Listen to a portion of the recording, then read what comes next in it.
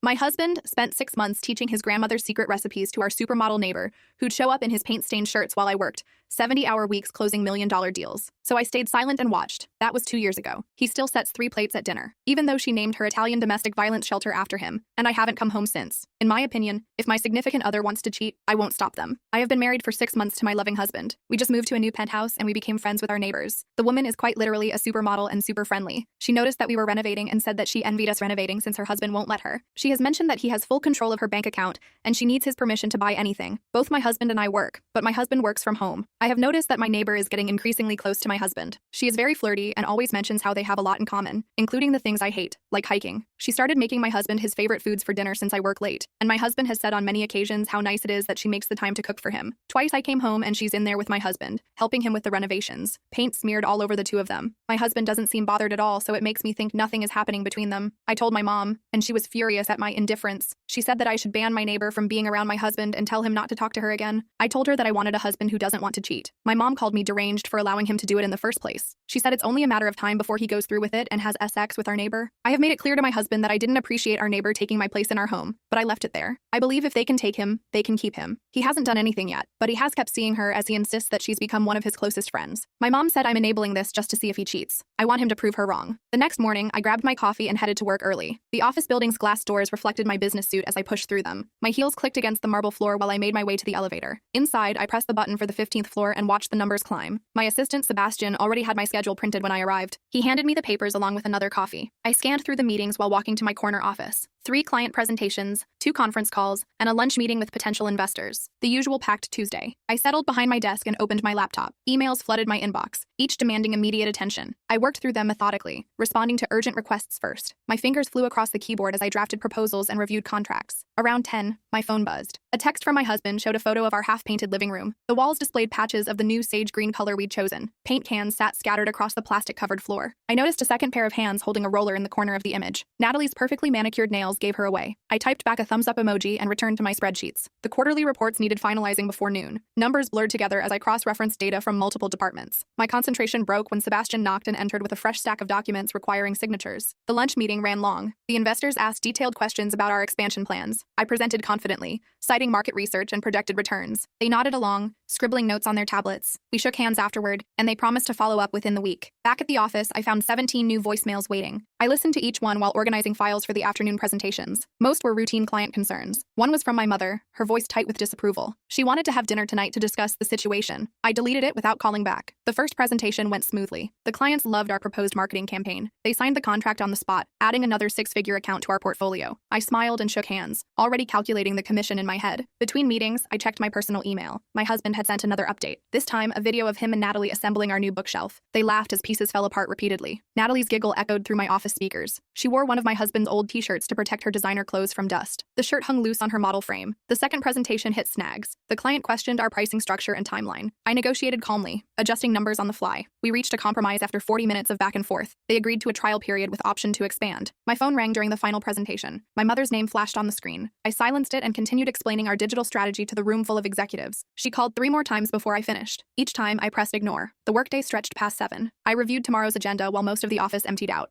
Sebastian left a sticky note reminding me about the morning board meeting. I added it to my calendar and gathered my things. The parking garage echoed with my footsteps. My car sat alone in the executive section. I climbed in and started the engine, already dreading the traffic ahead. The radio played something generic while I navigated through downtown streets. My phone connected to the car's Bluetooth system. 3 missed calls from my mother appeared on the dashboard screen. I considered calling her back but decided against it. Whatever lecture she'd prepared could wait. The drive home took 45 minutes. Red lights stretched endlessly ahead. I drummed my fingers on the steering wheel and thought about the quarterly projections. We were ahead of schedule, but next month would be crucial. I pulled into our building's underground parking. The security guard waved as I passed. The elevator ride to the penthouse felt longer than usual. When the doors opened, I heard laughter from inside our unit. I turned my key and pushed open the door. The smell of fresh paint mixed with something delicious cooking. My husband and Natalie stood in the kitchen, flour dusting their clothes. Baking sheets covered the counter, filled with what looked like homemade pasta. They both turned when I entered. My husband's face lit up with his usual smile. Natalie waved with dough-covered hands. I set my briefcase down and kicked off my heels. The cool hardwood felt good against my tired feet. My husband explained they decided to make dinner together after finishing the living room. Natalie had offered to teach him her grandmother's pasta recipe. They'd been at it for 2 hours, judging by the mess. Flour coated most surfaces, and sauce splattered the stovetop. I walked through to inspect the living room. The painting was complete, and it looked professional. They'd even touched up the trim and baseboards. The bookshelf stood assembled in the corner, already holding some of our books. Back in the kitchen, I poured myself a glass of wine from the open bottle on the counter. The pasta maker sat between them as they fed dough through it. Natalie guided my husband's hands, showing him the proper technique. Their shoulders touched as they worked. I sipped my wine and watched them work. They moved around each other easily, like they'd been cooking together for years. Natalie reached past him for the olive oil. He handed her the salt before she asked. They'd developed a rhythm. The oven timer buzzed. Natalie pulled out a tray of garlic bread. The smell filled the apartment. She'd even made the bread from scratch, she explained proudly. My husband grabbed plates from the cabinet, setting 3 places at our dining table. They served the meal together. Natalie's pasta looked restaurant quality. The sauce was rich and complex. Fresh basil topped each plate. My husband poured more wine for everyone before sitting down. Conversation flowed easily during dinner. Natalie told stories about her modeling days in Milan. My husband shared programming jokes that made her laugh. I contributed occasionally, but mostly observed their dynamic. They had inside jokes now, references to shared experiences from their renovation time. After dinner, Natalie helped clear the table. She and my husband loaded the dishwasher in tandem. I retreated to the living room with my wine, admiring their paint job. The color we'd chosen looked perfect in the evening light. Natalie gathered her things to leave around 9. She hugged my husband goodbye, the embrace lasting a hit longer than casual friends might share. She waved to me from the doorway before disappearing into the hallway. My husband joined me on the couch. He talked excitedly about the day's progress. They'd accomplished more than he'd expected. Natalie had great design ideas for the guest bedroom. She'd offered to help with that project too. I nodded along, half listening. My phone buzzed with another text from my mother. This time she'd written a paragraph about boundaries and respect in marriage. I deleted it without reading the whole thing. My husband noticed my distraction. He asked about my day, genuinely interested in my meetings and presentations. I gave him the highlights while he rubbed my feet. His hands worked out the tension from wearing heels all day. We went to bed around 11. My husband fell asleep quickly, worn out from the physical work. I lay awake, staring at the ceiling. The apartment still smelled faintly of paint and garlic. Through the thin walls, I heard Natalie's door open and close next door. The next morning arrived too quickly. My alarm buzzed at 6. I showered and dressed while my husband slept. The kitchen showed no trace of last night's cooking adventure. Everything had been cleaned and put away perfectly. I left a note on the counter and headed to work. The board meeting started at 8 sharp. I needed to review my presentation during the commute. The elevator carried me down to the parking garage where my car waited. Traffic moved better this early. I made it to the office in 30 minutes. Sebastian already had the conference room set up. Board members filtered in, coffee cups in hand. I connected my laptop to the projector and pulled up my slides. The presentation went well. The board approved our expansion proposal unanimously. They praised the quarterly numbers and projected growth. I fielded questions confidently, backing up claims with solid data. The meeting ended ahead of schedule. My mother called during my coffee break. This time, I answered. She launched immediately into her concerns about my marriage. I held the phone away from my ear as she ranted about proper boundaries and self-respect. She'd been reading relationship advice columns that confirmed her worst fears. I told her I had another meeting and hung up. Sebastian appeared with more documents to sign. The stack never seemed to shrink. I worked through them mechanically, my mind elsewhere. Lunchtime brought a text from my husband. Another photo, this time of Natalie teaching him to make homemade bread. Their hands kneaded dough together on our marble countertop. Flour dusted Natalie's nose. They both smiled at the camera. I ordered a salad from the cafe downstairs and ate at my desk. Emails accumulated faster than I could answer them. A client wanted to move up their deadline. Another needed revisions to their contract. I juggled requests while picking at lettuce. The afternoon dragged on. Meeting after meeting blurred together. I presented, negotiated, and strategized on autopilot. My assistant kept me on schedule, ushering me from one conference room to the next. By 5 o'clock, my voice was hoarse from talking. I stayed late again, catching up on paperwork. The office emptied around me. Cleaning staff arrived, vacuuming around my desk. I barely noticed them. Numbers and contracts demanded my full attention. My phone lit up with another message, a video this time. My husband and Natalie dancing in our kitchen,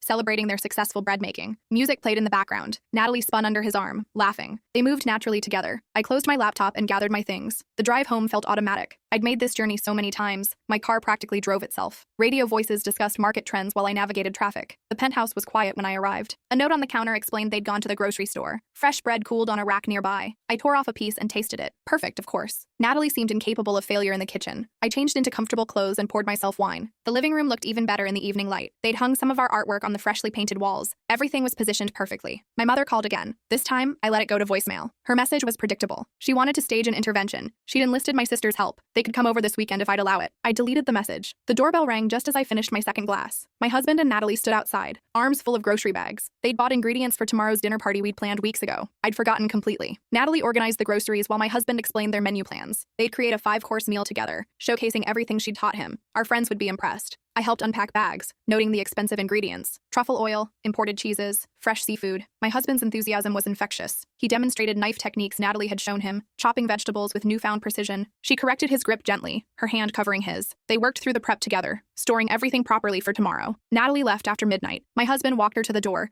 carrying leftover bread she'd insisted he keep practicing with. I watched from the kitchen as they said goodbye. She touched his arm, thanking him for being such a good friend. He smiled, promising to perfect the recipe before tomorrow. Sleep came eventually. My dreams mixed work presentations with images of flour-covered hands. I woke at 5:30, 30 minutes before my alarm. My husband slept soundly beside me, one arm thrown across my pillow. The shower helped clear my head. I dressed in my sharpest suit, needing the confidence boost. My husband stirred as I gathered my things. He mumbled about starting the dinner prep early. I kissed his forehead and left. Sebastian had my coffee ready when I arrived. The morning flew by in a blur of contracts and phone calls. A major client threatened to pull their account over a miscommunication. I spent 2 hours smoothing things over, offering discounts and extended services. My husband sent updates throughout the day. Photos of mise en place arrangements, perfectly diced vegetables, reduced sauces. Natalie appeared in several shots, guiding his technique. They wore matching aprons she'd brought over. The client crisis resolved by lunch. I grabbed a sandwich from the cafeteria and ate while reviewing quarterly reports. My team was exceeding targets, but barely. Next quarter would require aggressive strategies to maintain growth. My mother's number appeared on my phone. I let it ring. She left another voicemail about this weekend's intervention. My sister had agreed to fly in. They'd booked a hotel nearby. I deleted the message and returned to my spreadsheets. The afternoon brought unexpected challenges. Our biggest competitor poached one of my top account managers. 3 clients followed him. I called emergency meetings, strategizing damage control. We needed to act fast to prevent further losses. Sebastian rescheduled my evening meetings. The crisis demanded immediate attention. I worked with HR to counteroffer our remaining talent. Legal drafted non-compete enforcement letters. Marketing prepared client retention campaigns. By 7, we'd stemmed the bleeding. Most accounts stayed loyal. I authorized retention bonuses for key employees. The competitor would think twice before another raid. Still, the losses stung. Those accounts represented months of cultivation. I finally left the office at 9. The dinner party started at 8. My phone showed several missed calls from my husband. Traffic crawled through construction zones. I gripped the steering wheel, calculating how late I'd be. The penthouse blazed with light when I arrived. Voices and laughter drifted from inside. I paused at the door, composing myself. My husband opened before I could find my keys. His face showed relief mixed with frustration. Our living room held 8 guests, drinks in hand. They'd started without me. Natalie stood by the kitchen island, plating appetizers. She wore a black dress that emphasized her model figure. My husband had changed into the shirt I'd bought him for his birthday. I apologized for my lateness, blaming work emergencies. Our friends understood. They always did. I was perpetually late to social gatherings. My husband took my coat, whispering that dinner was holding. Everything could be salvaged. I changed quickly into appropriate attire. The mirror showed exhaustion beneath my makeup. I fixed what I could and rejoined the party. Natalie handed me champagne, complimenting my dress. Her perfume smelled expensive. The dinner exceeded expectations. Each course arrived perfectly timed and presented. My husband beamed as guests praised his cooking. Natalie deflected credit, insisting he'd done all the work. They shared knowing looks across the table. Our friend Mark commented on their chemistry. His wife kicked him under the table, but the observation hung in the air. My husband laughed it off, explaining how Natalie had rescued him from culinary incompetence. She smiled, touching his shoulder. Between courses, Natalie entertained with modeling stories. She'd worked with famous photographers, traveled to exotic locations, but she spoke most warmly about simple moments, cooking with her grandmother, learning traditional recipes. My husband hung on every word. I drank more than usual. The wine softened the edges of my exhaustion. Our friends complimented the renovation, asking who'd done the work. My husband enthusiastically credited Natalie's design eye. They'd transformed the space together. Dessert arrived as conversation peaked. Natalie had made her grandmother's tiramisu. The table fell silent, savoring each bite. My husband watched her face, gauging reactions. She caught his eye and smiled. He relaxed, satisfied. Our guests lingered past midnight. The wine had flowed freely. Conversations grew louder, more intimate. Natalie fit seamlessly into our social circle. She exchanged numbers with several wives, making lunch plans. My husband and Natalie cleared plates together. Their practiced rhythm continued even with an audience. She washed while he dried. I helped guests gather coats, accepting compliments on the evening. Everyone agreed we should host more often. The last guest left at 1. Natalie stayed to finish cleaning. She insisted we relax after hosting. My husband protested weakly, but she'd already started. I collapsed on the couch, kicking off my heels. They worked quietly in the kitchen. Occasional laughter punctuated the silence. I dozed briefly, waking to find them sitting at the island, sharing leftover dessert. They spoke in hushed tones about tomorrow's plans. Natalie noticed me watching. She apologized for keeping my husband up. The kitchen sparkled behind her. Every dish washed, every surface cleaned. She gathered her things, praising the evening's success. My husband walked her out again. I heard their voices in the hallway, discussing recipe modifications. He returned looking energized despite the hour. The party had thrilled him. He couldn't wait to plan another. We prepared for bed in comfortable silence. He showered while I removed my makeup. The bathroom mirror reflected my tired face. I looked older tonight, worn down by corporate battles. My husband emerged, toweling his hair. He thanked me for letting him pursue cooking. Natalie had awakened something in him. He felt creative again, Inspired. I nodded, too tired for deeper conversation. Sleep eluded me again. My husband's breathing deepened beside me. Through the walls, I heard Natalie's television playing softly. She kept late hours too. I wondered if her husband noticed her absence. Morning came harshly. My body protested as I dressed for work. The kitchen showed no evidence of last night's feast. My husband had left coffee in the thermal carafe. A note explained he'd gone running with Natalie. The office felt oppressive after the late night. Sebastian noticed my exhaustion, offering to reschedule non-essential meetings. I declined, needing distraction from personal thoughts. Work provided clarity, purpose. My team assembled for our morning briefing. We discussed strategies to prevent further client losses. I assigned research projects, competitive analysis, retention initiatives. Everyone dispersed with clear objectives. Alone in my office, I pulled up our building's security footage on my laptop. I'd gained access months ago for package theft concerns. The hallway camera showed Natalie's door clearly. I watched this morning's timestamp. My husband had knocked at 6:30. Natalie emerged in running gear that left little to imagination. They stretched together in the hallway, laughing at some shared joke. Her hand lingered on his shoulder for balance. I closed the laptop, feeling sick. This wasn't me. I didn't spy on my husband. Either I trusted him or I didn't. My mother's paranoia was infecting my judgment. I deleted the security app from my computer. Lunch arrived via delivery. I ate mechanically while reviewing contracts. My phone buzzed with texts from my husband. He'd run 5 miles, a personal record. Natalie had pushed him beyond his comfort zone. He felt incredible. The afternoon improved my mood. We landed a major account I'd pursued for months. The commission would offset our recent losses. My team celebrated with champagne in the conference room. Success felt good, familiar. I stayed late again, riding the high of victory. Proposals flowed easily when confidence surged. Sebastian finally insisted I go home. He'd handle any evening emergencies. I needed rest for tomorrow's presentations. The drive home felt different tonight. I'd proven my worth at work. Maybe I could apply that confidence to my personal life. My marriage deserved the same strategic thinking I gave to clients. The penthouse was dark when I arrived. A note explained my husband had gone to Natalie's for dinner. Her husband was traveling again. She'd made too much food for one person. He'd be back soon. I poured wine and sat on our balcony. The city sparkled below. Somewhere in the building, my husband shared dinner with another woman. The thought should bother me more. Instead, I felt oddly detached. My phone rang. My mother's timing was impeccable. I answered, ready for her lecture. She launched immediately into her concerns. My sister was worried too. They'd arrive Saturday morning for the intervention. I interrupted her monologue. There would be no intervention. My marriage was fine. If she couldn't respect my choices, she shouldn't come. The line went silent. She'd never heard me speak so firmly. She tried reasoning with me. Statistics about emotional affairs becoming physical. Stories about friends who'd ignored warning signs. I let her talk, sipping my wine. The city lights blurred as my eyes unfocused. Finally, I ended the call. My mother sputtered protests, but I hung up. My phone immediately buzzed with texts. I turned it off completely. The silence felt liberating. My husband returned an hour later. He found me still on the balcony, wine bottle nearly empty. His face showed concern as he sat beside me. Natalie had sent leftovers. He'd put them in the fridge. We sat quietly, watching the city. He asked about my day, sensing my mood. I told him about the new account, the victory over competitors. He congratulated me, genuinely proud. His hand found mine in the darkness. I asked about his dinner. He described Natalie's latest creation, some fusion dish combining her grandmother's recipes with modern techniques. She'd been experimenting, needed honest feedback. He'd volunteered as taste tester. The conversation drifted to safer topics. Weekend plans, household needs, upcoming travel. We avoided discussing the obvious tension. Neither of us wanted to shatter this fragile peace. We went to bed holding hands. The next morning started normally. Coffee together before I left for work. My husband mentioned Natalie had found a cooking class they could take together. Professional level, focusing on advanced techniques. He wanted my opinion. I told him to do whatever made him happy. The words came out sharper than intended. He looked hurt, but nodded. I grabbed my bag and left before the conversation could deteriorate further. Work provided no refuge. My mother had called the office, trying to reach me. Sebastian fielded her calls professionally. She'd also emailed, copying my sister. I deleted everything unread. The morning dragged. Meetings felt pointless. Presentations lacked my usual polish. My team noticed, but said nothing. Everyone had off days. I pushed through, maintaining professional composure. Lunch arrived with unexpected drama. Our security called up. My mother and sister were in the lobby, demanding to see me. They'd flown in early, skipping the hotel. I told security to escort them out. My sister called my cell from the lobby. I answered, curious despite myself. She begged for 5 minutes. Just a coffee, a chance to talk. She'd come all this way. I agreed, needing to end this distraction. We met at the cafe across the street. They looked older, worried. My sister had gained weight. My mother's hair showed more gray. They hugged me desperately. I remained stiff in their embrace. The intervention began immediately. They'd prepared talking points, printed articles about emotional affairs. My sister shared her own experience with a cheating husband. My mother cried, begging me to see reason. I listened patiently, sipping my coffee. They meant well. Their concern came from love, but they didn't understand my marriage, my choices. When they finished, I stood to leave. This conversation was over. My mother grabbed my arm. Her eyes blazed with frustration. She'd raised me better than this. Where was my self-respect? My sister nodded, backing her up. They wouldn't let me destroy my life. I pulled free gently. My life wasn't destroyed. My marriage would survive or it wouldn't. Either outcome was acceptable. They stared, uncomprehending. I left them at the table and returned to work. The afternoon passed in a blur. I threw myself into projects, avoiding thoughts of family drama. Sebastian brought tea, sensing my stress. He'd cleared my evening schedule without asking. I appreciated his intuition. I left at 6, exhausted by emotional battles. The parking garage felt like a refuge. I sat in my car, gathering strength for whatever awaited at home. My phone showed missed calls from both family members. Traffic moved smoothly for once. I made it home in 20 minutes. The building's lobby was empty. No ambushes waiting. I rode the elevator alone, grateful for small mercies. The penthouse smelled amazing. Garlic, herbs, something baking. Music played softly. I found my husband and Natalie in the kitchen again. They were decorating a cake, piping intricate designs. They looked up guiltily when I entered. The cake read, "Congratulations," in elegant script. My husband explained they'd heard about my new account from Sebastian. They'd wanted to surprise me with a celebration. I stared at the cake, emotions warring inside me. The gesture was thoughtful, but the image of them conspiring together, even for this, felt wrong. I thanked them stiffly and went to change clothes. When I returned, they'd set up a small celebration. Champagne chilled in a bucket. The cake stood centered on the dining table. Natalie had even made my favorite appetizers. They waited expectantly for my reaction. I played along, not wanting to seem ungrateful. We toasted my success. The cake was delicious, of course. Everything Natalie touched turned to gold. My husband beamed, proud of their surprise. Conversation felt forced. I described the account win in detail, filling silence with corporate speak. They nodded along, trying to follow my technical explanations. The champagne helped smooth awkward pauses. Natalie mentioned her husband would return tomorrow. He'd been gone 2 weeks on business. She dreaded his return. The apartment felt like a prison when he was home. My husband squeezed her shoulder sympathetically. I watched their casual intimacy with clinical detachment. They'd grown comfortable with physical contact. Small touches, shared glances, inside jokes. A relationship had developed while I focused on work. The evening ended early. Natalie sensed my mood and made excuses to leave. She hugged us both goodbye. Her embrace with my husband lasted longer, included whispered words I couldn't hear. Then she was gone. My husband started cleaning up. I helped mechanically, loading the dishwasher in silence. He tried making conversation, but I responded minimally. The celebration had drained my emotional reserves. We went to bed without discussing the obvious tension. He read while I pretended to sleep. Through the walls, I heard Natalie's television. Tomorrow, her husband would return. Would that change anything? Morning brought new challenges. My mother had booked a table at my favorite restaurant for lunch. The text informed rather than asked. She'd be there with my sister at noon. They wouldn't leave town without resolution. I dressed carefully, armor for battle. My husband was already gone. A note mentioned meeting Natalie for breakfast to plan next week's cooking class. They'd found the perfect program. Registration open today. The office felt like sanctuary. I buried myself in work, ignoring the clock. Sebastian reminded me about lunch at 11:30. I considered skipping but decided to face this head-on. I walked into the restaurant at exactly noon. My mother and sister had already claimed a corner booth, menus untouched in front of them. They stood when they saw me, uncertainty replacing their earlier determination. The hostess led me to their table. I slid into the booth across from them,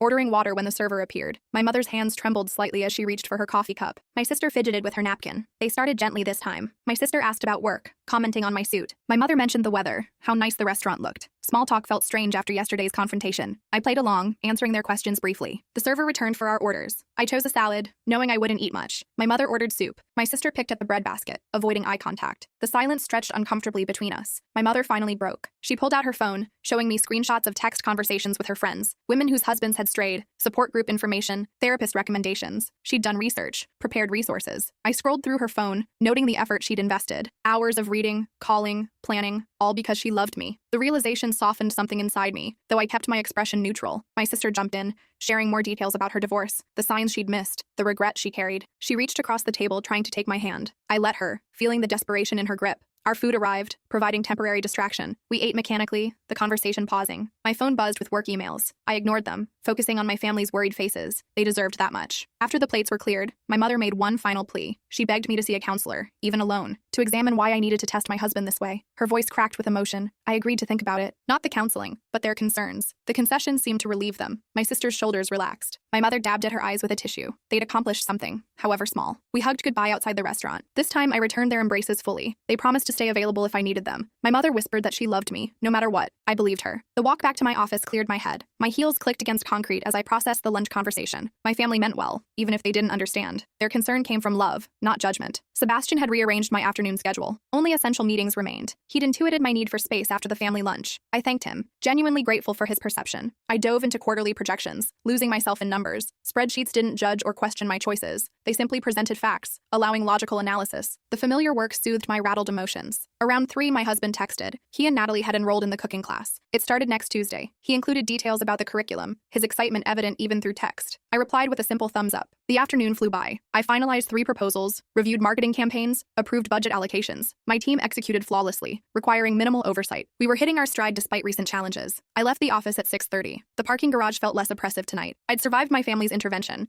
maintained professional excellence. Small victories, but victories nonetheless. The drive home passed quickly. The penthouse was quiet when I arrived. A note on the counter explained my husband had gone to help Natalie. Her husband had returned early, hammered and belligerent. She'd texted my husband in distress. He'd rushed over immediately. I poured wine and waited. Through the thin walls, I heard raised voices, a man's slurred shouting, my husband's calmer tones, a door slamming, then silence. My hand tightened on the wine glass. 20 minutes passed. I'd started to worry when my husband returned. His shirt was torn at the shoulder. A red mark blazed across his cheek. He moved stiffly, favoring his right side. He explained quickly. Natalie's husband had accused her of cheating. He'd found her cooking class enrollment, the receipts for ingredients she'd bought. In his paranoid state, he'd assumed the worst. The situation had escalated. My husband had arrived to find Natalie cornered in her kitchen. Her husband had been screaming, throwing dishes. My husband had stepped between them, trying to defuse the situation. That's when he'd been struck. Building security had responded to noise complaints. They'd removed Natalie's husband, who was clearly intoxicated. The police had been called. Natalie was giving her statement now. She'd asked my husband to leave before her husband returned. I examined my husband's face. The mark would bruise by tomorrow. His shirt was ruined, but his eyes blazed with protective anger. He kept muttering about calling lawyers, getting Natalie help. I retrieved ice from the freezer, wrapping it in a dish towel. My husband winced as I pressed it against his cheek. We stood in our kitchen, processing what had happened. The evening had taken an unexpected turn. My phone rang. Natalie's name appeared on the screen. I answered, putting her on speaker. Her voice shook as she thanked my husband for intervening. She apologized for involving us in her problems. My husband took the phone, assuring her she'd done nothing wrong. He offered our guest room if she needed somewhere safe. She declined, saying building security was monitoring her door. Her husband had been taken for psychiatric evaluation. After hanging up, we sat on the couch in silence. My husband held the ice against his face. I studied his profile, seeing him differently. He'd risked himself to protect someone, without hesitation or calculation. We ordered takeout, neither wanting to cook. While waiting for delivery, my husband showed me texts from Natalie. Months of messages documenting her husband's controlling behavior. Photos of bruises. Financial records showing economic abuse. The food arrived, but neither of us had much appetite. We picked at containers while my husband explained his suspicions. He'd noticed signs for weeks. The way Natalie flinched at sudden movements. Her constant need for permission. He'd been researching domestic violence resources. That's why he'd grown closer to her. She'd needed a friend, someone safe. The cooking lessons had been her excuse to leave her apartment. He'd played along, understanding her need for normalcy. I felt the ground shift beneath me. My test, my indifference, my entire framework had been wrong. I'd been so focused on my husband's potential betrayal that I'd missed Natalie's actual crisis. My husband had seen what I'd refused to acknowledge. We went to bed early, emotionally drained. My husband fell asleep quickly, exhausted by the evening's drama. I lay awake, replaying conversations and moments. How many signs had I misinterpreted? How much had my cynicism cost? Morning came too soon. My husband's face showed purple bruising. He dressed carefully, protecting his sore ribs. Over coffee, he mentioned calling a lawyer friend who specialized in domestic violence cases. Natalie needed professional help. I offered to stay home, but he insisted I go to work. He had calls to make, research to do. Natalie would need support navigating the legal system. He wanted to be prepared when she was ready. The office felt surreal after last night's drama. Sebastian noticed my distraction but didn't comment. I moved through meetings mechanically, my mind elsewhere. The familiar corporate battles seemed trivial compared to Natalie's situation. My husband sent updates throughout the day. He'd connected Natalie with legal resources. Her husband remained in psychiatric hold. She'd started documenting years of abuse. The cooking class enrollment had been her first act of independence. Lunch passed without notice. I worked through it, needing the distraction. My team presented new client strategies. I approved them without my usual scrutiny. My focus kept drifting to the apartment next door. Around 3, building management called my office. They needed to speak with me about last night's incident. I took the call privately, learning more details. Multiple residents had complained about Natalie's husband over the months. They were beginning eviction proceedings against him. His behavior violated multiple lease terms. They wanted our statement for their files. I promised to provide it, grateful they were taking action. I left work early, something I rarely did. The drive home felt urgent. I needed to see my husband, to understand more. The parking garage elevator moved too slowly. I jabbed the penthouse button repeatedly. My husband was on the phone when I entered. Legal documents covered our dining table. He'd spent the day building Natalie's case. His laptop showed dozens of open tabs about restraining orders, divorce procedures, victim resources. He ended his call, updating me on progress. Natalie was with her lawyer now. She decided to file for divorce and a restraining order. Her husband's family had been contacted. They'd agreed to help, having worried about his drinking for years. We worked together organizing documents. My business skills proved useful for creating timelines, cataloging evidence. We developed a clear narrative of escalating abuse. The work felt important, meaningful in ways my corporate victories never did. Natalie knocked around 7. She looked exhausted but determined. Her lawyer had filed the necessary paperwork. Her husband's psychiatric hold had been extended. She had a window to act safely. We invited her in for dinner. She accepted gratefully, too tired to cook. My husband heated leftovers while I opened wine. We ate quietly, the atmosphere heavy with unspoken emotions. Natalie's hands shook slightly as she lifted her glass. She explained her plan. Her family in Italy had offered sanctuary. She'd fly out tomorrow, staying until the divorce finalized. The modeling connections there could provide work. She needed distance to heal. My husband offered to drive her to the airport. She accepted, tears flowing freely. They'd become genuine friends through this ordeal. Their bond had nothing to do with attraction, and everything to do with human kindness. I watched them interact with new eyes. The casual touches I'd interpreted as flirtation were comfort between survivors of trauma. My husband had recognized a soul in crisis and responded with compassion. I'd seen threat where there was only support. Natalie left early to pack. My husband walked her to her door, ensuring her apartment was secure. I cleaned up dinner, processing the day's revelations. My entire worldview had shifted in 24 hours. My husband returned looking thoughtful. He sat beside me on the couch, taking my hand. We needed to talk about us, about my test, about why I'd pushed him away. The conversation was overdue. I admitted my fear of vulnerability, how work felt safer than intimacy, how testing him had been easier than trusting him. The words came haltingly, each admission difficult. My husband listened without judgment. He shared his own struggles, the loneliness of working from home, how my emotional distance had hurt him, why he'd connected with Natalie, seeing someone else in pain. His honesty stung but felt necessary. We talked until midnight. No resolutions, just recognition. We'd built walls instead of bridges. My test had revealed more about me than him. We agreed to work on it, though neither knew how. The next morning, we drove Natalie to the airport. She hugged us both fiercely at security. My husband promised to handle anything that arose with her apartment. She disappeared into the departure area, beginning her journey to healing. The drive home was quiet. My husband reached for my hand at a red light. I let him take it, feeling the warmth of his palm. Small gestures, but they mattered. We were finding our way back. I called my mother that afternoon. She answered immediately, worry evident in her voice. I told her she'd been partially right. Not about the affair, but about boundaries and respect. I'd been testing the wrong things. She cried with relief. We talked for an hour about marriage, trust, and the work required for both. She shared wisdom I'd been too proud to hear before. I promised to visit soon, to repair what I'd damaged. Monday arrived with new challenges. The competitor who'd poached our clients had struck again. This time, they'd targeted our creative team. I spent the morning in crisis mode, protecting our remaining talent. My husband texted support throughout the day. He was handling Natalie's apartment logistics. Her husband's family had arrived to collect his belongings. The situation was resolving, slowly but definitively. I threw myself into work with renewed focus, not to avoid my marriage but to excel within it. I delegated more, trusting my team. The changes felt foreign but necessary. Balance had to start somewhere. Tuesday brought the cooking class my husband had enrolled in. I surprised him by taking the afternoon off to attend. His face lit up when I walked into the kitchen classroom. The instructor found me an apron. We cooked side by side, learning knife skills and sauce techniques. My husband guided me patiently when I struggled. Other couples filled the class, all learning together. It felt normal, healthy, connected. Afterward, we grabbed drinks at a nearby bar. We discussed the class, planning future sessions. My husband mentioned wanting to host another dinner party. This time, I promised to help with preparation. The weeks passed steadily. We established new routines that included both of us. Cooking together became our evening ritual. I left work earlier, prioritizing our time. He planned activities that pulled me from my corporate bubble. Natalie sent updates from Italy. She'd found modeling work and started therapy. Her divorce was proceeding smoothly. She thanked us repeatedly for our support. My husband had saved her life, she said. My mother visited the following month. She stayed in our guest room, observing our progress. She cooked with my husband, sharing family recipes. I watched them bond, grateful for the connection. Work remained demanding, but no longer consumed me. I'd proven myself professionally. Now I focused on proving myself personally. The challenge felt harder, but more rewarding. My team noticed the change,